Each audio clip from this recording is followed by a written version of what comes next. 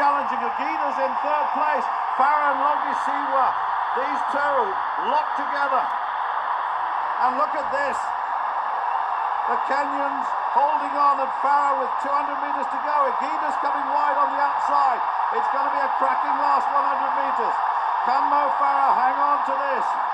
He's got eyeballs out now. Longisiwa in second place. Aguina there. Lagat coming wide. He got tripped though. And Mo Farah's coming down the straightaway. And he's going to be attacked by Deborah Meskel. And Mo Farah's got the double. He's the Olympic champion again.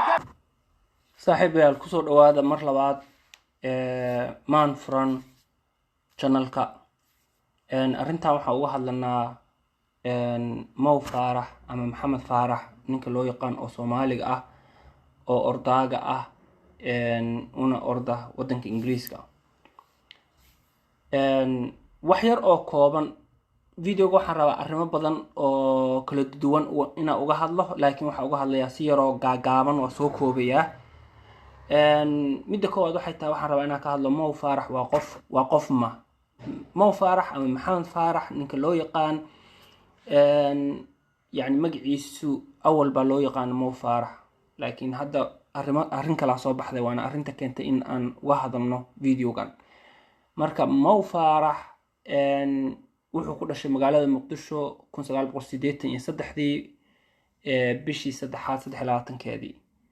waa 40 sano jir wax yar baa ka dhiman 40 sano dhowr bilood baa uga dhiman waa nin xaas leh gabar Taaniel ayuu qabaa 4 ciyaal ayuu leeyahay Mo Farah marka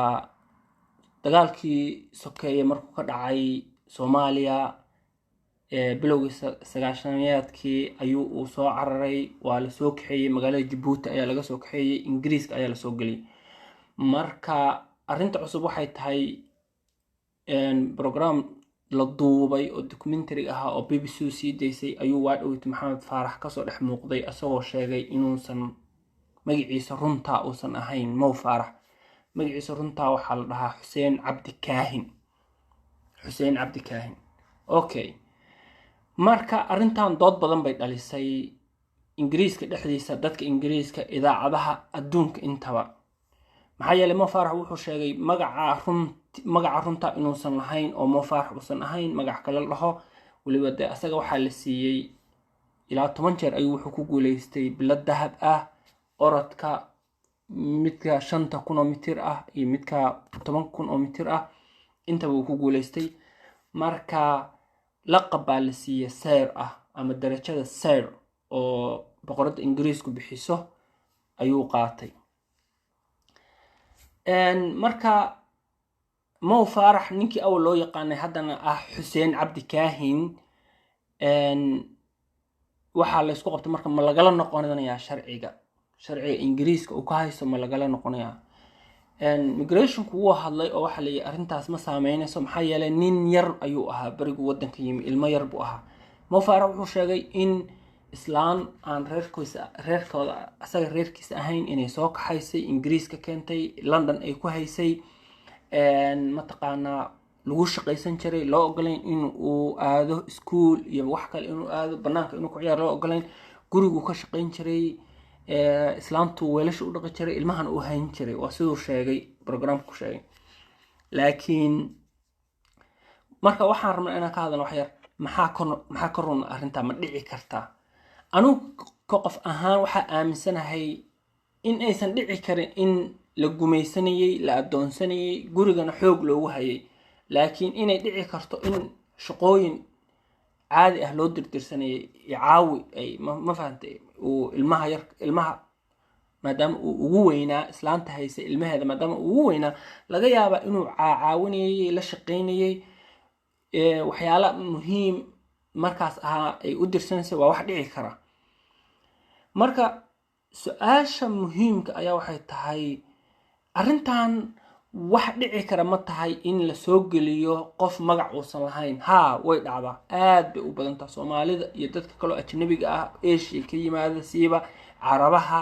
way dhacdaa qofka in lagu soo geliyo magac uusan lahayn wadanka uu ku joogo boqolaal qof oo Soomaali aan qaan ayaa jirta saas ah marka Soomaalida ku nool qurbaha iyo Soomaalida hadda la soo qaadayo oo wadanka la keenayo ma saameynaysaa ها way saameyn kartaa mid ahaan oo kale dadka Soomaalida oo qurbaha jooga way saameyn kartaa maxaa yeelay hadda ka hor ayaan ogaa 2007 markii isxabaarkii Mareykanku uu istaagay waxyaalihii loo istaajiyay oo DNA-da dhiiga loogu daray waxay ahayd wax kale maysan ahayn in dad badan oo Soomaaliyeed ay dhaheen dadkan soo qaaday oo ama hooyo nagu keenay ama aabbo nagu keenay ma ahan waalidkeen ee waalidkana naloo keeno taas ayaa marka waxay keentay in dadkii la isku dacwanayay dhiig la dhaho oo DNA iyo dadka bal inay isdhaleen iyo waxaas marka Soomaalida way saameyn kartaa Soomaalida qurbaha ku nool bay saameyn kartaa Soomaalida soo socota oo wadamadan qurbaha Europe iyo America North America soo socota ay saameyn kartaa marka waxay taa marka Mo Farah muxuu horay u sheegi waayay arintan oo intaas oo dhan u haysto anigu sida aragtideeda waxaan aaminsanahay sababta uu sheegi waayay oo uu uga hadli waayay waxay ahayd markii koowaad in uu sarramin ama markii hadda arinta keentay inuu ka hadlo waxa laga yaabaa cadaadis asaga haysta nafsiyan ah oo ahaa waxaan adiga ku saaran culeyskan iska daji oo qofka aad tahay u sheeg dadkan iyo culays maybe kaga imaanay laga yaabaa inuu xaqiiso familkiisa hoose uu la wadaagay sida xaaskiisa iyo ciyaalkiisa iyo oo markaas ay dhahaan adduunka u sheeg waa wax dhici kara la wadaag dadka kale hal la ogaado okay taas waa mid marka asaga islaamtii haysatay oo ma taqaanaa sida sharci darrada ku soo gelisay oo magacan kuna shaqeysanaysay sida uu sheegay ayada wax ma u dhimi kartaa haa wax waa u dhimi kartaa oo hadda waxa way meelaha waxaan ka akhrinay maalmo dhaxdaas in qolyahan ay raadinayaan migrationku oo hadana lahaa waxa lay wadanka way ka baxday wax taas kama warqabno mid kale muhiimka ayaa waxay tahay qof waalid ah oo ilmo uu dhalay yar ah qof uusan waxba u ahayn oo kale sida islaantaas Mo Farah hooyadiis oo kale ama aabihiis oo kale ma dhici kartaa inay u dhiibaan dad kale haa way dhici kartaa waxa way dhacdaa oo waxa anigaaba garanaya dad badan oo soo qaaday ilmo yar ah oo ay qaraabo yihiin ama eedo ama habar yar ama wax u yihiin soo qaaday sababta loo soo qaadanay wuxuu ahaa ilmahan in uu qurbahan ku koro meelahan wadamadan ku koro si cidiisii iyo familkiisii saxda hooyadiisii aabihiis oo Soomaaliya jooga uu caawiyo ayay ahayd ujeedka badana oo loo sameeyo oo la waa Soomaalidu waa isnaqanahay waxa la hebel waxa way ilmaha loo dhoofiyo marka wax dhacda way marka waa dareemi karaa wax xanuun badan qof waalid ah oo ilmihiisii qof kale u dhiibaya laakiin haddana waxa isleeyahay waxay ay u sameeyeen waxay ahayd bal intaan kale iyo ciyaalkan kale iyo nolol qofkaas waxa taro soo qofkaas la dhoofiyay waxa laga yaabaa inuu saadho inna wax tarin ama asagu naftiisa uu wax taro si uu u fiicanta laakiin haddana ma fiicno waxa weeye in ilmo yaro aad dhashay dhibaatadaas uu mara hadda in gurigi la geeyay lagu shaqaystay lagu xamaalanayay sida uu sheegay marka taas iyaduna dhibteeda leedahay marka isku soo duuduub oo maxaa ka run ah sheekada Mo Farah wax badan ayaa ka run ah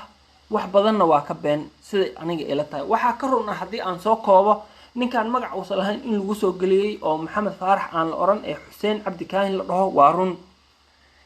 waalidkiisa saxda ah in ay Soomaaliya iyo Hargeysa iyo meelahaas jiraan waa run family kale oo aan familkiisa inay soo qaadeen Ingiriiska si sharci darro lagu soo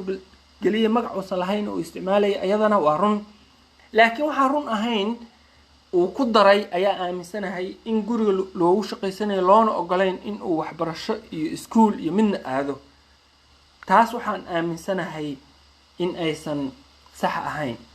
marka intaas ayaan ku soo koobayaa arintii Maxamed Farah ama Xuseen Cabdi Kaahin waa mahadsantiin